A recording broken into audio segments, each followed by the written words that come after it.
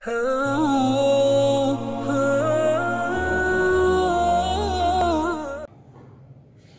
ईमान का पहला स्टेप क्या है, पहला दर्जा क्या है, पहला तकाजा क्या है? इकरार बिल लिसान। जब ज़ुबान से मैंने इकरार कर लिया कि ला इलाहा इल्लल्लाह, अल्लाह के अलावा कोई नहीं, तो मेरा दिल उसकी तस्दीक भी करे। ये दूसरा दर्जा है। वो इकरार मेरी ज़ुबान से नीचे उतरते हुए मेरे दिल तक को घेर ले, मेरा दिल उस बात की तस्दीक करे। ऐसा ना हो कि ज़ुबान पर दावा नारा और हो और दिल कहीं और धड़कता हो।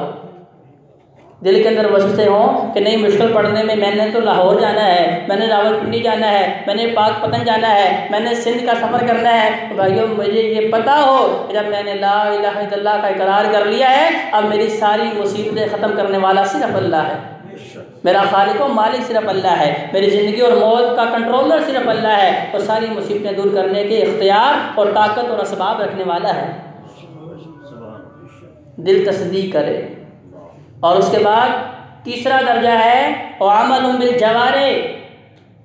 मैं अपने पूरे जिस्म से बताऊं कि मैं मोहम्मदी हूँ, मैं नबी अलैहि सलाम का मानने वाला हूँ, मैं नबी अलैहि सलाम से मोहब्बत करने वाला हूँ। अगर तुमने इस्लाम देखना है, मेरे अमल से देखो।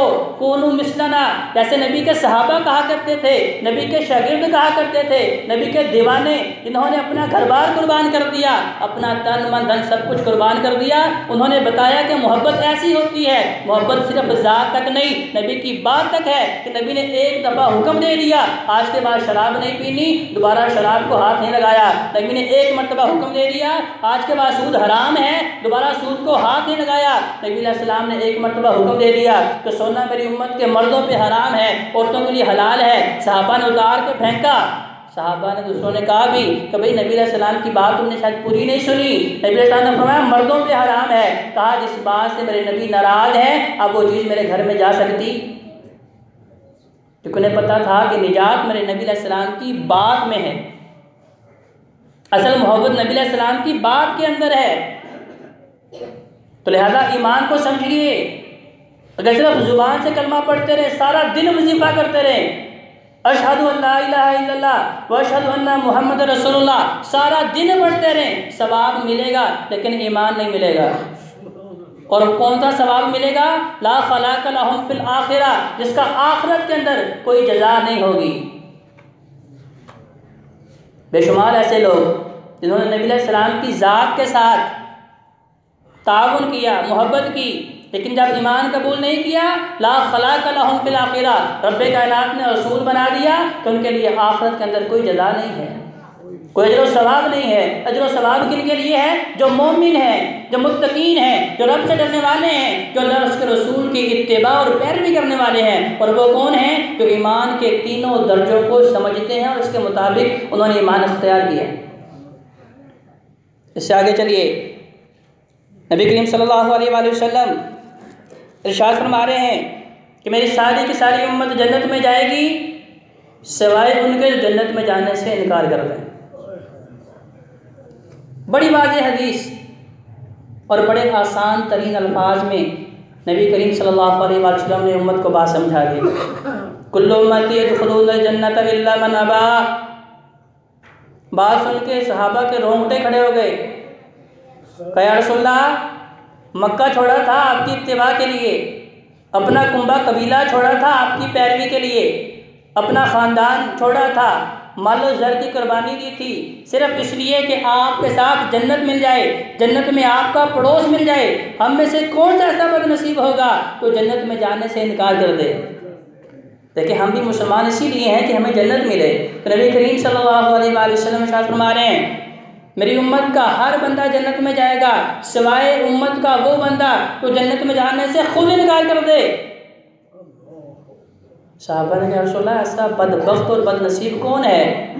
फरमाया मन आतानी दखल जन्नत, जिसने मेरी इताअत की, मेरी इत्तिबा की, मेरी पैरवी की, मेरी बात को पल्ले बांधा, गोया कि वो जन्नत में जाना चाहता है। और मन आसानी फ़क़द आबा, और जो मेरी नाफरमानी करता है, मेरी बात नहीं मानता, मेरी बात की अहमियत उसके नज़दीक नहीं होती, गोया कि वो ये तासुर दे रहा है कि उसे जन्नत नहीं चाहिए। तो जाते जी कहा इससे ज़्यादा आसान बात हो नहीं सकती। नबी करीम सल्लल्लाहु अलैहि वसल्लम ने बिल्कुल वाज़ेह तौर पे इस हकीकत को लोगों के सामने आश्कार कर दिया, बयान कर दिया, वाज़ेह कर दिया कि लोगों, अगर निजात चाहते हो, अगर कामयाबी चाहते हो, अगर फलाह चाहते हो, अगर दोनों जहानों में कामयाबी और कामरानी चाहते हो, तो फिर किस में मिलेगी? अल्लाह और उसके रसूल की इताअत के अंदर मिलेगी। आज बड़े लोग जो हैं इश्क़ रसूल में, मोहब्बत रसूल में घरों से निकलते हैं जी, क्या जी फ्रांस ने गुस्ताखी की है लिहाजा धरने दे दें, लेकिन अपना अमल क्या है कि अजान हो रही है, रब की किबरियाई के कलिमात बुलंद हो रहे हैं, अल्लाहु अकबर, अशहदु अल्ला इलाहा इल्लल्लाह, नबी करीम सल्लल्लाहु अलैहि वसल्लम की रिसालत बयान हो रही है, अशहदु अन्ना मुहम्मदुर रसूलुल्लाह, हय्या अलस सलाह हय्या अलल फलाह, कामयाबी का ऐलान किया जा रहा है।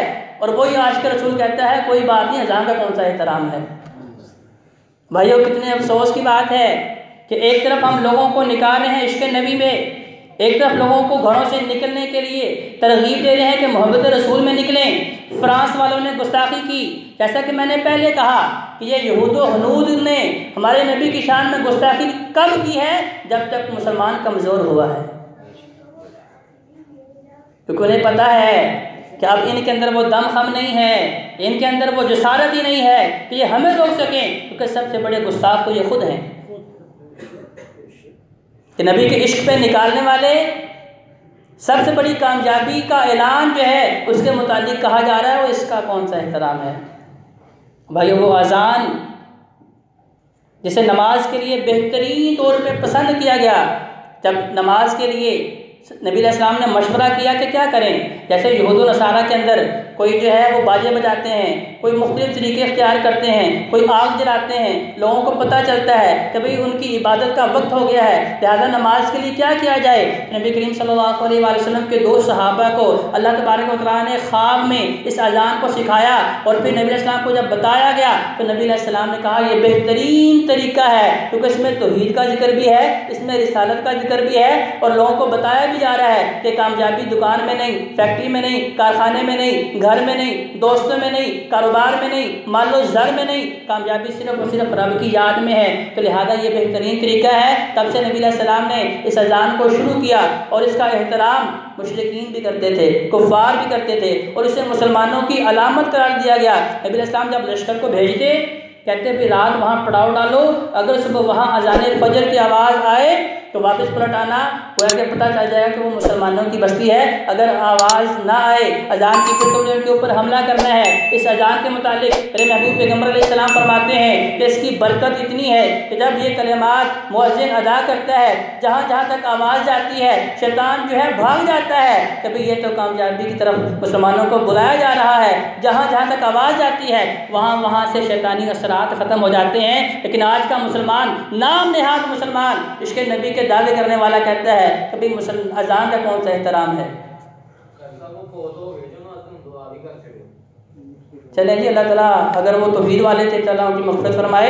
तो बात यह है कि भाइयों, नबी करीम सल्लल्लाहु अलैहि वसल्लम की ज़ात की जो अहमियत है उससे कई सौ गुना ज़्यादा मेरे नबी अलैहिस्सलाम की बात की अहमियत है, क्योंकि सिरात मुस्तकीम वही है। नबी अलैहिस्सलाम ने सिर्फ उसके ऊपर चलने का हुक्म दिया है। लिहाजा अगर उसे इख्तियार करेंगे और उसकी इज़्ज़त व तौक़ीर करेंगे तो वो सही मानों में नबी अलैहिस्सलाम की इज़्ज़त व तौक़ीर है। अगर उससे मोहब्बत करेंगे तो सही मानों में नबी अलैहिस्सलाम के साथ मोहब्बत है। और लिहाजा अगर जब नबी अलैहिस्सलाम की इज़्ज़त और मोहब्बत करेंगे तो वो रब्बे कायनात से मोहब्बत है। जब रब से मोहब्बत कर लेंगे फिर दुनिया भी और आखिरत भी पुरसुकून हो जाएगी। अल्लाह तबारक व तआला से दुआ है कलाम सही मानों में कुरान और नबी अलैहिस्सलाम के फरमान को पढ़ने की, समझने की और उसके मुताबिक ज़िंदगी बसर करने की तौफ़ीक़ अता फरमाए। वक़ुल क़ौली हाज़ा अस्तग़फ़िरुल्लाह ली व लकुम व लिसाइरिल मुस्लिमीन वल मुस्लिमात।